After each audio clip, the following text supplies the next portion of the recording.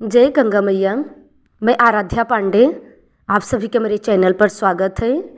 तो दोस्तों, आज मैं आपके लिए एक बड़ा ही प्यारा गंगा मैया का भजन लाई हूँ, तो एक बार ज़रूर सुनिएगा। अगर मेरा गाना अच्छा लगे तो कमेंट करके ज़रूर बताना।